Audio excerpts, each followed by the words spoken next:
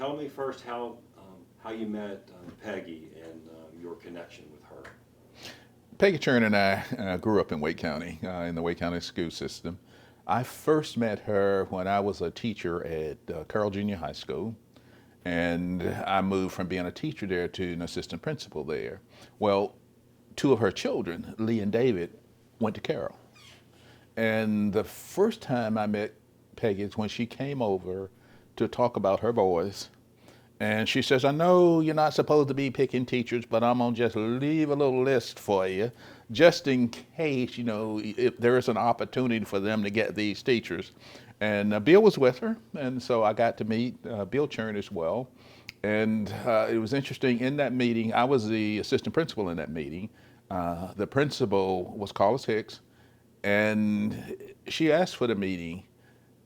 She dominated the meeting. She controlled the agenda in the meeting. And then as she left, she said, just give me a call when you make that happen. And she left. That was my first introduction to Peggy Churn. And from that introduction, when I moved into the assistant principalship, she became, I think, right about that time, the assistant principal over at Crosby Garfield. And our careers kind of paralleled each other in the school district, and we sort of leaned on each other, and we became very good friends, and we have been since then.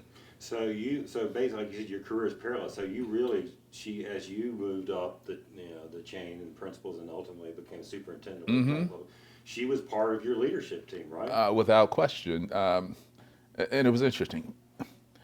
Peggy taught at a lot of different schools. I know she was at Boylan, and then she was at Douglas, and she was at Lacey. And she was known as one of the premier teachers, premier in the sense of being an excellent teacher, and one of those individuals that you wanted to send other teachers to see. Well, because of that work she did, she then moved into the assistant principalship because they that time was choosing the best teachers they thought would make great administrators. So she moved into the assistant principalship. And she was assistant principal at Crosby Garfield, moved from there to the principalship of York. Wasn't long after that, she was the principal of the year. I'm just telling you about this career of hers. And Wake County then came up with the idea of having master principals, and they named 19 of them. Peggy was one, I was the other, and there were 17 others along with it. I'm just showing you the parallel of the career. And so as master principals, we didn't realize at that time that the superintendent and the Walter Marks was going to send all of the master principals, is what he did, to magnet schools. He was coming with the magnet school program, and his thinking was, let's send the best principals.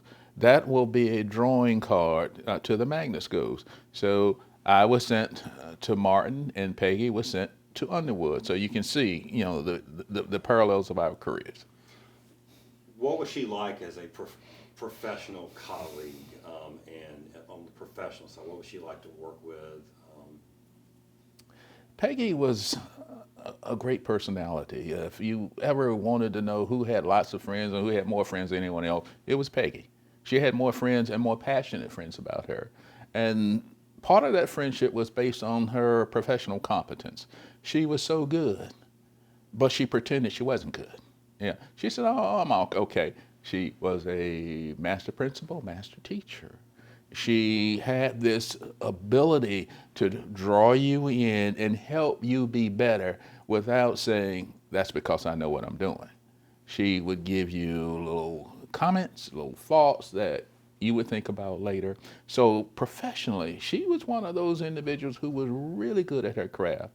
Everyone knew she was good at her craft. People tried to emulate her, and she was very humble about it. That is what I remember most about her, as being her humbling spirit.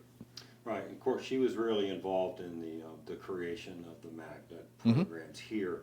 I've had a number of the people we spoke to have talked about her the way she lived and worked in terms of her focus on equity and Absolutely. diversity. Talk about that. About where she wouldn't, like central casting. You look at a lineup of that would not be the first person. That's going to be your desegregation champion and equity champion in Wake County Schools. Well, I think when you look at the Wake County Public School System historically, and you look at the benchmarks that we look at in defining Wake County, one big benchmark would be integration, desegregation.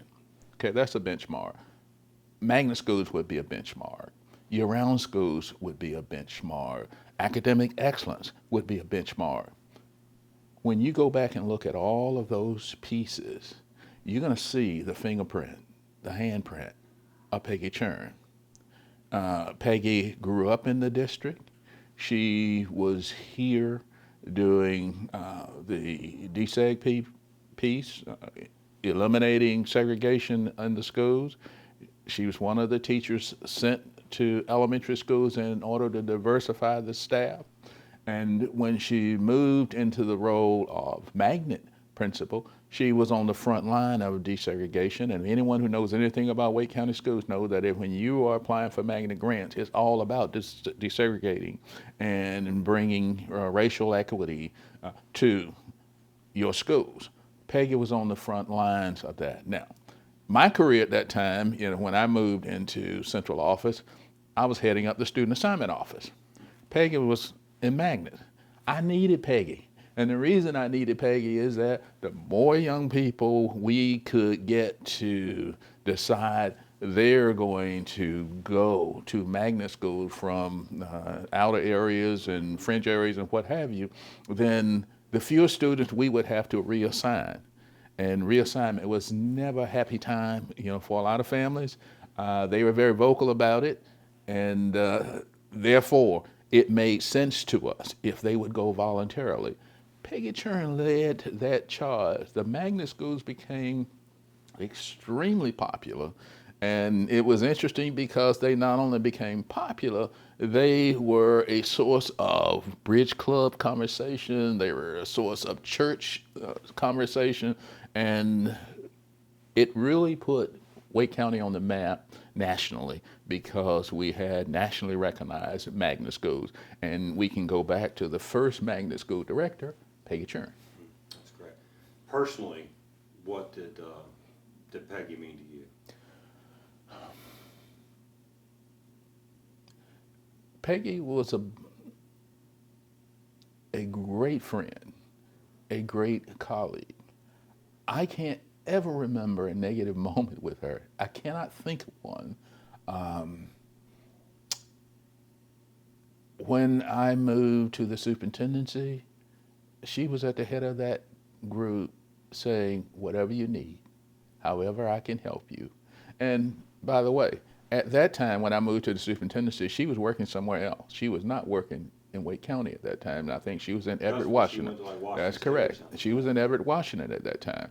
However, even in Everett, Washington, she was contacting me to let me know, whatever your needs are, you call me. I will come. I will do whatever it takes. It's that kind of friendship that has been a part of my life with her throughout the time I've known her. And so anyone who knows me knows that when I start calling in the role of my friends, she's going to be in that top 5 without question.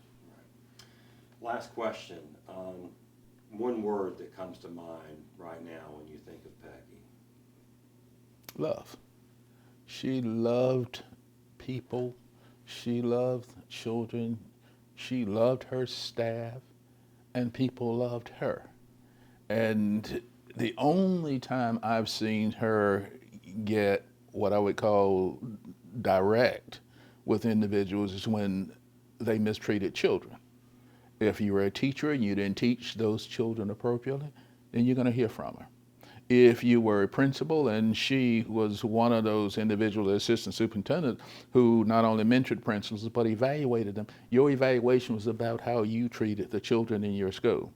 And that's how Peggy viewed you. So she walked the walk, talked the talk, and she was a great advocate. Children, Wake County had no greater advocate than Peggy Churn. Perfect. Can I add one more piece? You can. Okay. Keep rolling. All right. I knew he was getting ready thinking lunch there. Let's see. Anything else you want to add? Yeah, go ahead. It's kind of a humorous moment. Okay, love it. Peggy called me one day, and she said, "What's this story I hear about you chasing my sons out your neighborhood with your dog?" And I said, "What are you talking about?" I knew exactly what she was talking about. So she said, that's the story I hear. I said, "Where'd you get that story?" She said, "Lee and David told me." I said, "Well, let me tell you the real story." And we still laugh about this. We did. One Saturday, and see, when I was a teacher and an assistant principal at Carroll Junior High, I lived in the Carroll neighborhood, as did Peggy and her family. So Saturday morning, I'm out cutting my grass, and my peripheral vision, I pick up about 5 young men headed my way. And so they were on the other side of the street. I continue cutting my grass, and I see them start to cross the street. Well, I notice it is Lee, David, Churn, and I think it might have been some of the other guys, Todd and Dean Payne and some other. So it was about 5 of them. And they started over where I was, and then I shut the lawnmower off. And I stood there, put my hands on my hip, and I just stared at them. I didn't say a word. I just stared at them. I'm looking at them. And they stopped, and they're staring back. And they're trying to figure out, what in the world is he staring at? My assumption was they were going to come over and say hello, and whatever. And so when I'm still standing there staring at them, so then I start whistling, "Come here, Spot, come here, Spot, come here, Spot." They looked around, and to this day, they swear I had a dog. There was no dog. There was no Spot. There was no Spot. I didn't own a dog. I chased those fellas all down the street. I know my neighbors said, this man is absolutely crazy. I'm running after them. They're running all through backyards and everywhere. And it was the funniest thing watching them run. And they go home and they tell their parents that he came after us with his dog. That was never a dog. And Peggy and I, after Bill Churn's death, my wife and I went to see Peggy, and she and her family obviously were dealing with a difficult situation. And that was a story that broke the tension in the room, the fact that there was never a dog.